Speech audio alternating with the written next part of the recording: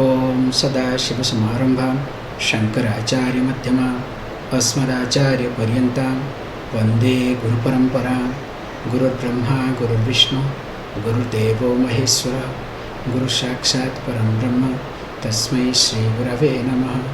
ओम सहना भवतु सहनौ भुनक्तु सह वीर्यं करवावहि तेजस्विनावधीतमस्तु मा विद्विषावहि। ओम शांति शांति शांति।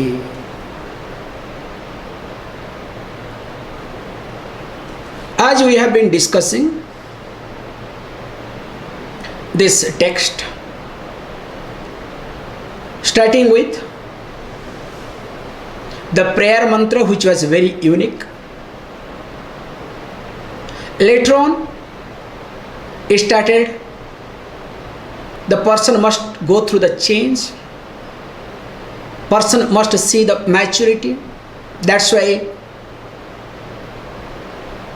karma kanda was being discussed in details.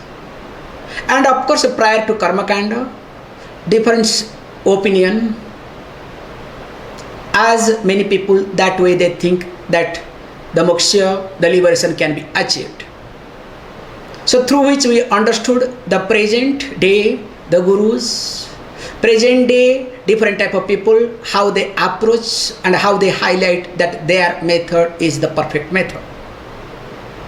And later on, while discussing karma kanda in details, also we discussed about jnana kanda, then the purpose of this text.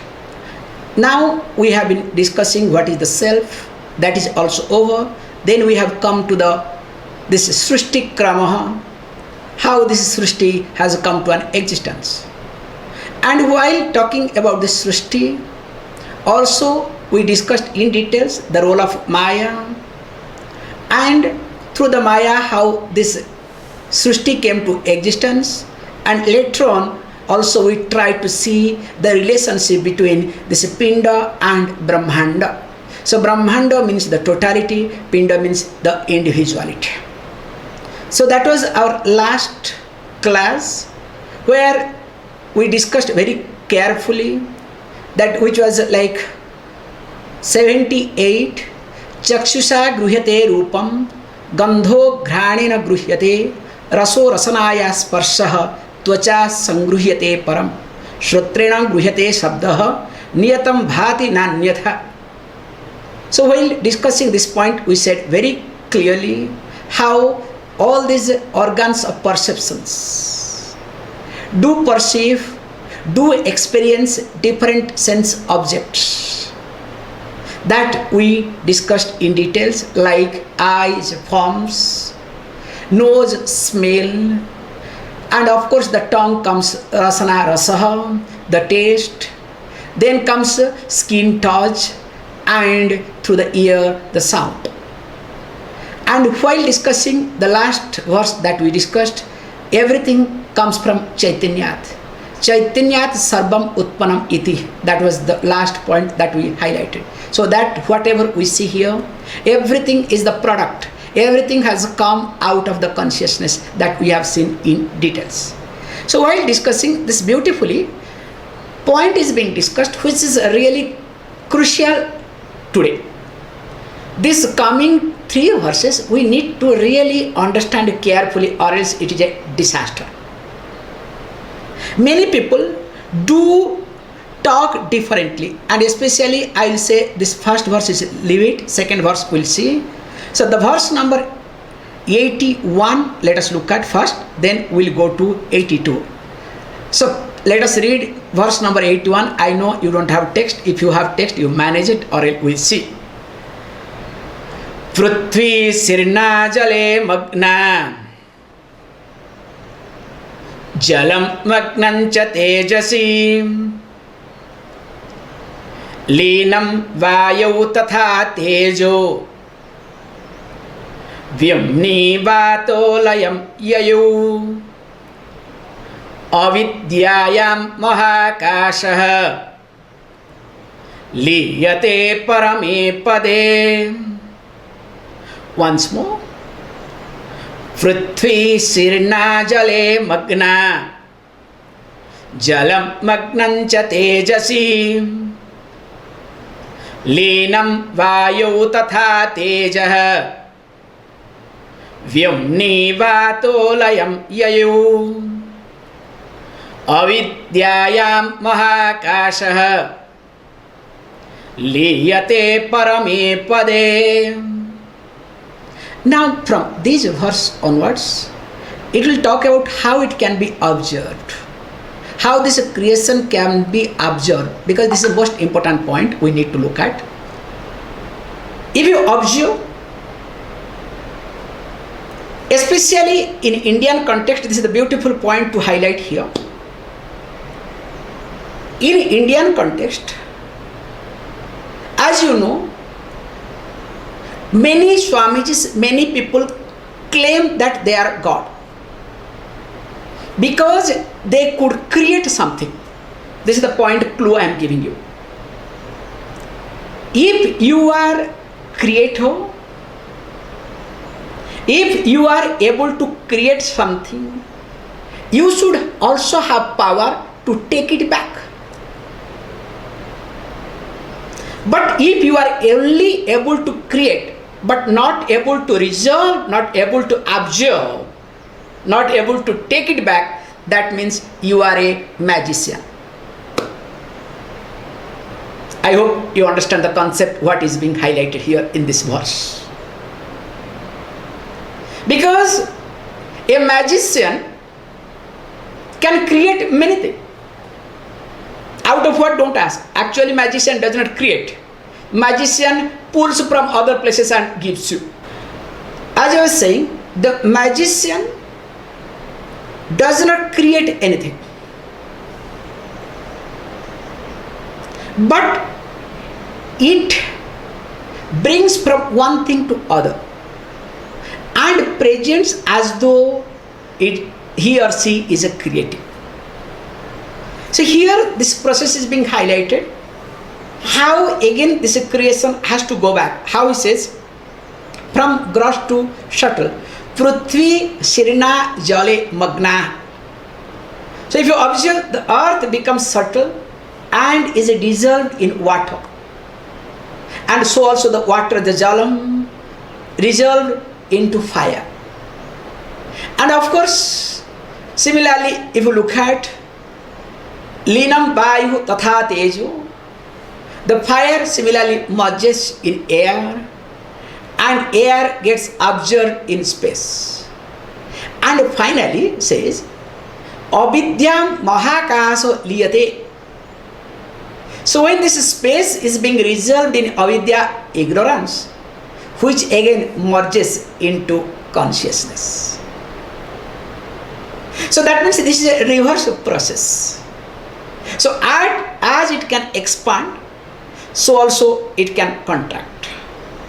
So the expansion and contraction can happen very easily and carefully. That has to be really very carefully to be understood. Then only that prabhutva. That, do you know, the prabhutva means the godliness, what we say, has to be understood, or else there is no godliness. It is just a mere trick and techniques. However, the next point, which is very much important for all of us, please read. Bikshepa varana saktihi duranta dukkha rupini jada rupa mahamaya raja sattvatamo guna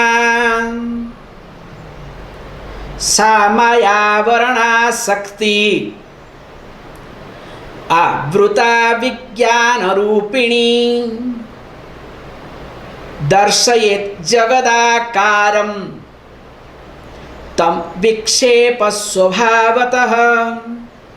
Once more.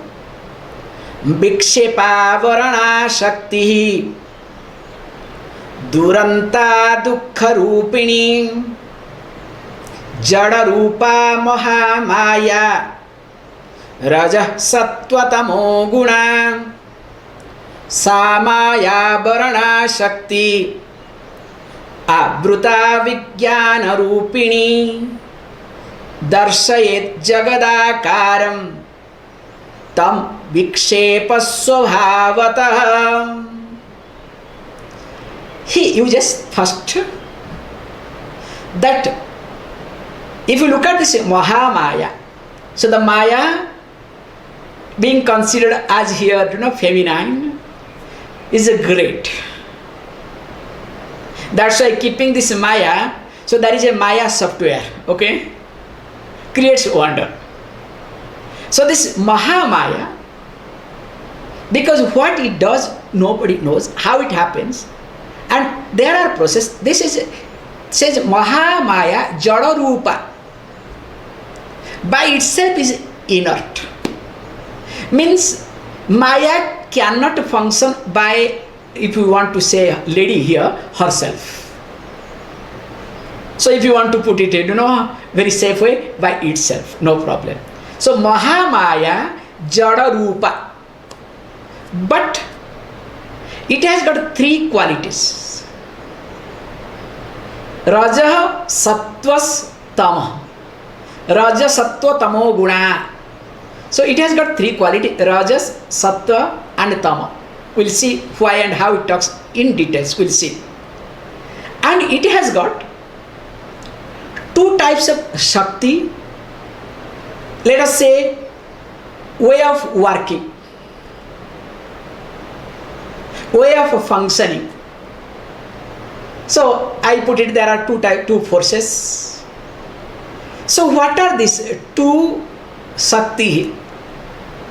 Says beautifully, Vikshepa Avarana iti.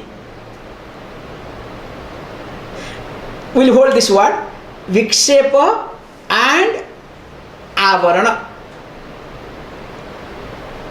Then he says beautifully, this, because this is so strong, Duranta means it's very difficult to destroy, difficult to make this to come to an end. But at the same time, Dukkha Rupini. So whatever difficulties we have, whatever problem we have, is because of Vikshepa and Avarana. So that means, let us be very clear, that is what we need to see in Vedanta. This is the most important aspect in Vedanta we use. Whole sadhana, please understand, whole sadhana is based on this Vikshepa, Avarana, and one more word will come called Mala. These three words deals complete Vedanta, nothing else. So now let us look at here, says, because of that reason, what happens? Sa Maya, that Maya with Avarana Shakti. So when you say Avarana Shakti, Avarana means one type of covering. So because there is a covering, so there is a transformation. That means it appears different. So when one thing is being covered, if physically look at, if my eyes are being covered, now there is a different type of transformation. That I cannot see anything, there is darkness. So he says, Sa Maya Avarana Shakti. With the help of this covering, or you can say the transforming energy, which is in the form of covering, says beautifully that Abruta Vijnana Rupini. So what it does is, it tries to cover. Because what it does, basically, this, it completely covers up the knowledge, and because the knowledge is being covered, then he says very nicely, Darshayat Jagadakara. So because the knowledge is being covered, now this diversified universe is only visible. So we are supposed to see the knowledge. Through the knowledge we are supposed to see one's own self, the consciousness that we discussed. But because of this Avarana Shakti, because of this covering, Now what we see? We see only this universe. The Jagat that is visible in front of me is only because of this Avarana Sakti. Because there is already a covering. And of course says beautifully, because of that reason, tam vikshepa swabhavatah, and the consequences of it, because of this vikshepa comes called projection. The projection or the vikshepa becomes natural. Just see this point very carefully. One is called avarana covering. Other one is called here vikshepa projection. Now when this avarana and projection continues, we need to bring something called malam here to understand these three concepts in our understanding. When there is malam, there is avarana and there is vikshepa. How this Vedanta plays a big role in life, that you have to really see it very carefully. So we say very carefully, in individual level, that is what happens. So malam means impurity. Avarana means covering the ignorance completely. Then comes vikshepa, your own projection. These three things, it works very nicely and carefully. How? Just see it. To overcome these three, all our teaching, all our sadhanas being classified into three categories. So let us look at the first is malam, which is not being discussed here because it only discuss about 2 points called avarana and vikshepa.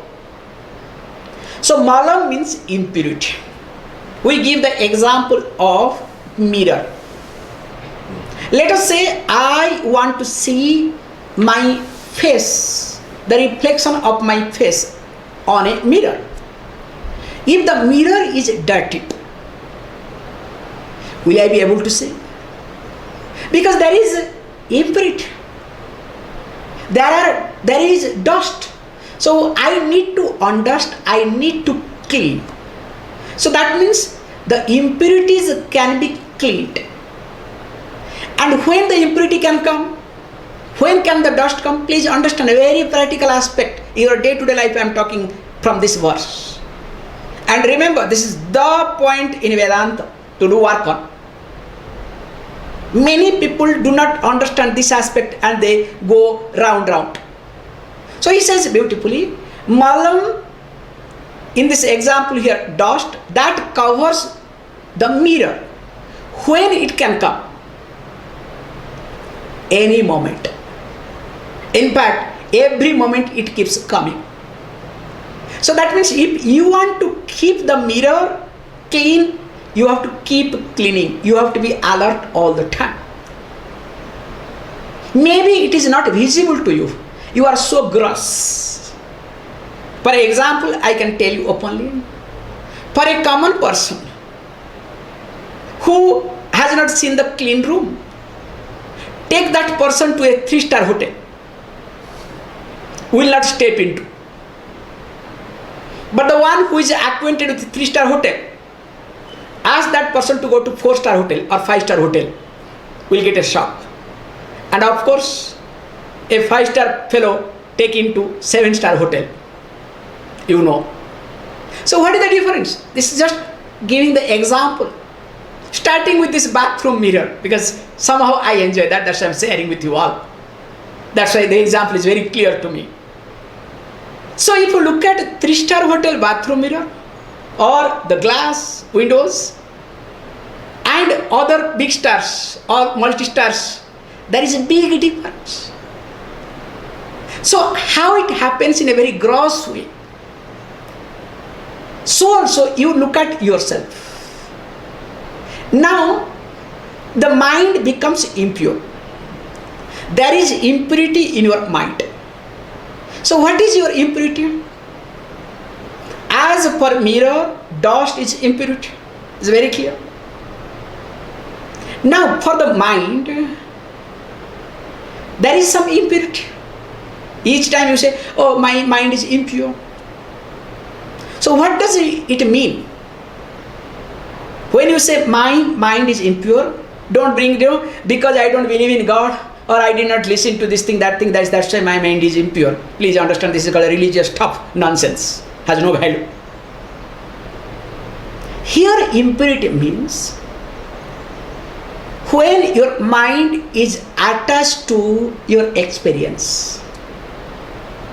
If you want to put in a psychological language, when your mind is not available in the present.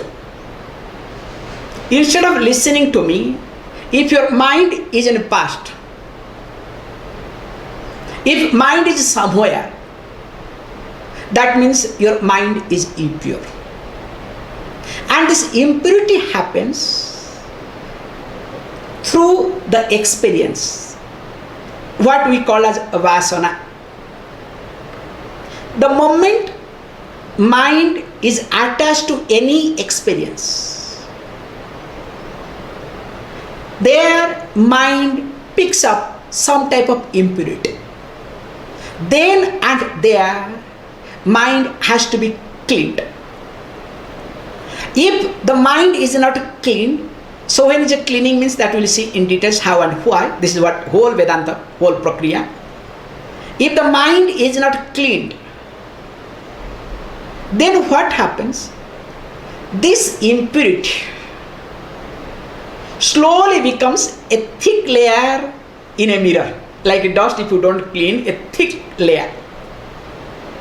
Now when it becomes thick layer, now nothing will be visible.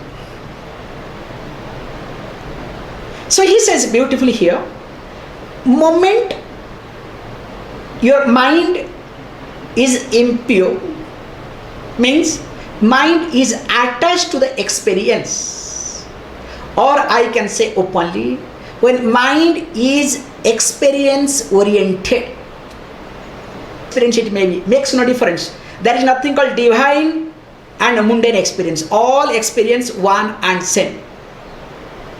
Maybe this is the difference.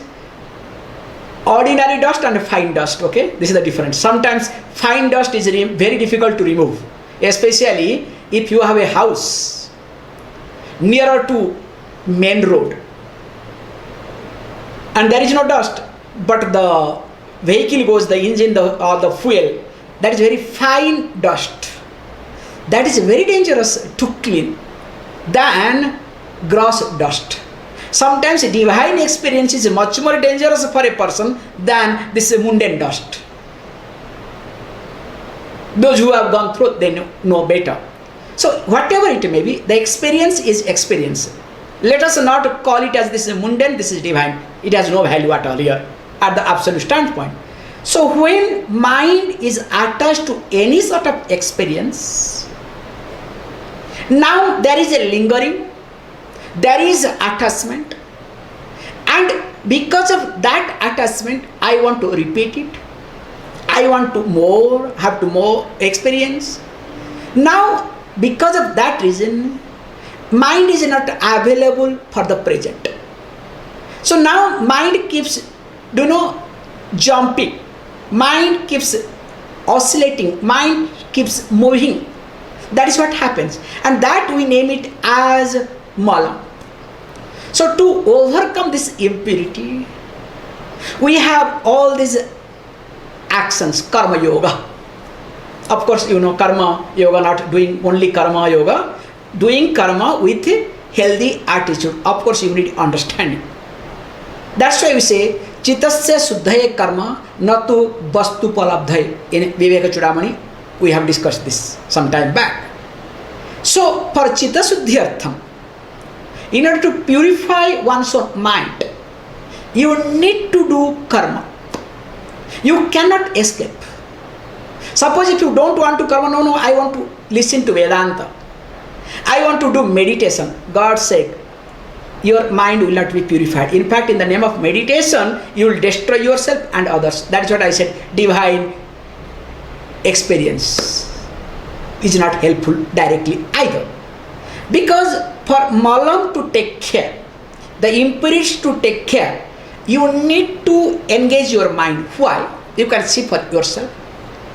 When mind, how is psychologically it works?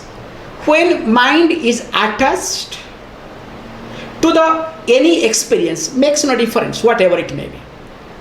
Now, the more mind gets attached to the experience, you will discover slowly mind will keep falling down from Sattva Guna to Raja Guna, again from Raja Guna to Tamo Guna. Just observe. Once mind is attached to any sort of experience, slowly you will discover, if you do not do anything, there is no physical activities, if you do not do few things, you will discover mind will start falling down. First, whatever state of mind you will have with reference to sattvic aspect, it will come down to rajasic, and from rajasic it will come down to tamasic aspect. And that is how the laziness, letharginess takes over. You start justifying. That is how many people do justify, and especially divine people, religious people justify much more than anybody, because they have full license to justify anything. So that's why we say very carefully, in order to manage the malam, the impurities in your mind, you need to keep working until and unless you know your mind is not going towards experience. If deep within mind wants to go for experience, God's sake, don't do anything, keep yourself engaged in activities, so that your mind is prepared, and through the activities what happens, you are forced to bring back your mind to be in the present. The best example, Arjuna in Mahabharata time, what did he want? He was in a different trip altogether. He did not want to face the present situation. In fact, mind was not there at all. Even though he was a warrior and he was aiming for it for so long, but he was not interested at all. What he wanted? His mind was in some other experience in somewhere. But what did Krishna teach? There are many incidents, many methodology of teaching we have, that malam to manage, you need to engage in activities. That's why we say that if your mind is experience oriented, you need to implement discipline in your life. Only when you give importance to the discipline in your life, then only you will discover the malam will be managed. Or else what will happen? Your malam or impurity will be more and more complicated in your life. So only when this malam is taken care up to great extent, not some extent, up to great extent, then only second problem is called vikshepa. So vikshepa means projection. So because of this malam, now the consequences of malam comes projection. So here he brings beautifully, the main cause is avarana. That is what here the text says. Avarana means covering. So let me go to covering later on, we'll see later. So vikshepa part is being highlighted here. Vikshepa means there is a projection, there is agitation. So impurity comes. So when impurity means your mind is psychologically, if you look at, your mind is attached to any experience. There is some type of comfort. It derives some type of happiness or comfort. So because of that reason, there is dependence. Now mind is there. But now present situation demands something. So when present situation demands something, whether physically or mentally, then what happens? There is a conflict. So in that conflict, mind becomes restless, mind becomes agitated, all sort of projection happens. Not only physically, mentally. Suppose even if situation becomes conducive, still you start sitting down and start fighting with yourself. So if your mind is projection oriented, there this karma will not work. Please understand very carefully. If your mind is too much projection oriented, karma will not work. So there what we say, you need to do upasana. This is the role of upasana in your life. That's why I have been highlighting all of you. Spend some time, do puja, do japa. Unless and until you do upasana, your big shape will not come down at all. Only through upasana, please understand very carefully, only through upasana, you will minimize your big shape, your projection. Then only when this malam is taken care, big shape is taken care, then avarana is covering. So what we say, avarana covering is here already being discussed, is nothing but ignorance. So the covering, this I, the consciousness, appears to be diversified universe only. The water appears to be ocean or waves only. I don't see the water. I don't never see the vastness of water either. So it happens because of a covering, and there is a layer. That covering, what you call avarana, can be removed through the teaching, through the jnana, nothing else. So Vedanta talks three things very carefully. The essence of the teaching in this verse, the avarana is being taken care by the teaching. But the teaching will not take care of vikshepa at all. Please understand. Teaching will not take care of malam at all, which is not discussed here. So in order to take care of malam, you need to engage yourself, or else mind will become gross, or you can say mind will become tamas. That's why to take care of your malam, you need to do discipline, or you need to take off discipline in your life. And of course, to handle vikshepa, the agitation, the projection, you need to do upasana. When these two continues, then only teaching becomes helpful. Teaching will try, because covering will be removed just like that, because ajnana will be removed by jnana. We will see more of it, how we can bring it, and especially in reality.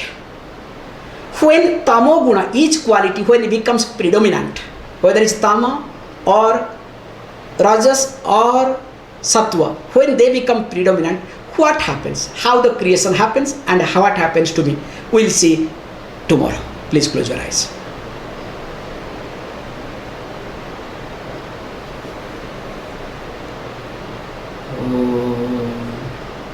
Om Purnamada Purnamidam Purnat Purnamudachyate Purnasya Purnamadaya Purnameva Vashishyate. Om Shanti Shanti Shanti.